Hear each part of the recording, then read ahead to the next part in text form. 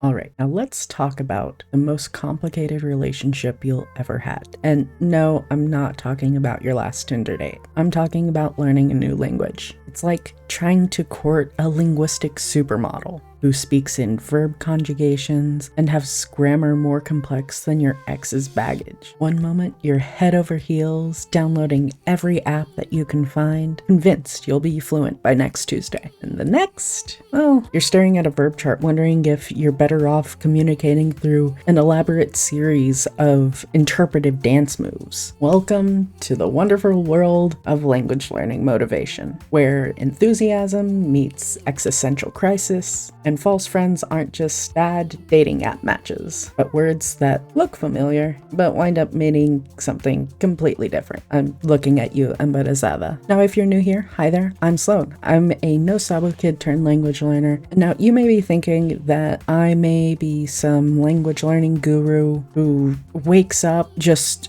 doing verb conjugations left, right, and center. Now, let me be real here. My motivation is less like Olympic athlete and more like a Netflix marathon with maybe the occasional language app open. Now, to really improve our motivation, we first have to understand the cyclical nature of how motivation works. First up is the honeymoon phase. This is when you're all doe-eye and downloading every app that you can get your hands on and buying that book that all of the influencers swear will teach you this language. You may get through the first section of Duolingo and still be really pumped. And then you hit a point, you hit a wall where you can't figure out quite how this one grammar point works, or you just can't get your mouth to form that one word correctly no matter how hard you study, and you still can't roll your R's after 3 years. Anyway, this is the point where most people just wind up giving up. You might be feeling like you're playing a game with your best friend and they know all the rules. They've played this game before and you've never played this game. It's at this point when you're feeling like verb conjugations are just as difficult as solving a Rubik's Cube blindfolded. This is where your motivation is probably at its lowest. This is when you'll want to utilize the following strategies in order to get over that motivation hump. The first strategy is personalizing your study routine. If you enjoy textbooks, that's fine. Study from a textbook. A lot of language learning YouTubers these days shun textbooks because they're not the most efficient way to learn a language, but if that's the way that you enjoy studying, do it. Who cares? It's your journey. If you prefer to watch Twitch streamers like I do that. At this point, my Twitch following feed is about 50-50 Spanish and English with some various other languages sprinkled in as well. And hell, one of the other things that I enjoy doing is finding different recipes in my target languages and just cooking them, because that's still studying and you get the added bonus of creating a cultural connection. But let's say that you've already tried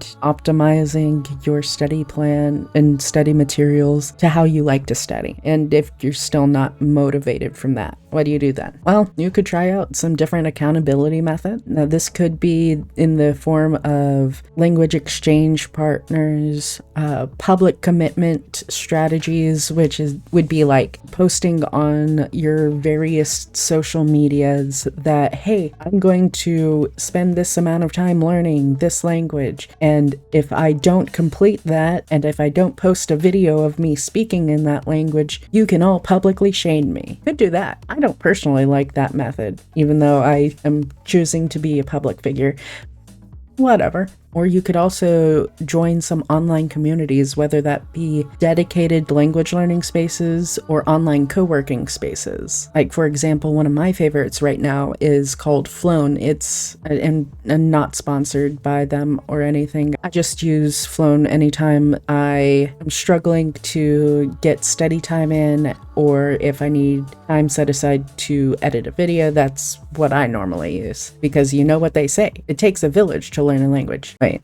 Anyway, Another strategy that you could use is optimizing your technology and resources. So that could be trying out a different app that you may find is more fun or teaches you in a more effective way. This could be something like using one of those habit tracking gamification apps that let you level up your different life areas. Or it could be as simple as just mixing up the method that you're learning with, just to prevent boredom. The important thing is making sure that language learning becomes a habit. Because once it becomes a habit, it becomes part of your identity. The best part about incorporating language learning as part of your identity is that it becomes less of a chore to spend this time studying, and your mindset shifts from, oh, I have to study, to, oh, I get to learn a new language. I get to go out and explore the world through this new lens. Because language learning is truly the gateway to culture. It allows you to watch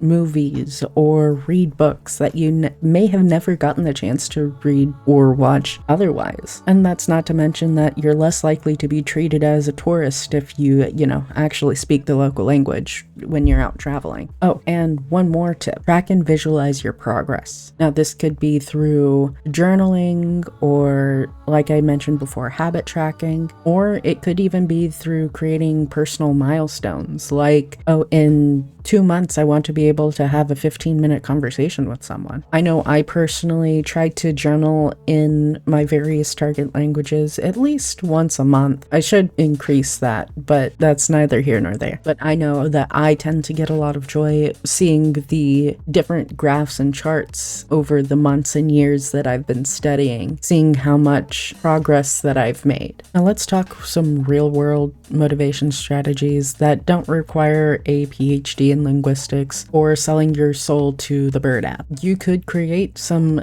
daily micro commitments. This is like the baby step habit to get you into the grown-up habit. Now, this could be things like learning 5 new words before you have your morning coffee, or an episode of a podcast on your commute to work. Or if you're brave, you could have a 3-minute conversation with someone while you're waiting in line. The important thing is that, like Jerry Seinfeld, you never break the chain. If he can write a new joke every day for who knows how many years at this point, you can spend a little time learning a couple new words. I believe in you. Now, a pro tip: the internet is your language learning playground. Memes in your target language? Studying. Cooking videos? Also studying. That TikTok rabbit hole? You guessed it, also studying. Now remember, your goal isn't to become the perfect speaker. That's not really attainable. Your goal is just to be brave enough to sound like a delightful chaos goblin who is enthusiastically murdering grammar rules while still somehow communicating. Motivation isn't about massive life-altering moments. It's about those tiny, seemingly insignificant daily choices that stack up like linguistic Lego bricks. It works. So here's your mission: be consistently, hilariously, and imperfectly committed. Your future multilingual self will thank you, probably in a beautifully mangled combination of languages.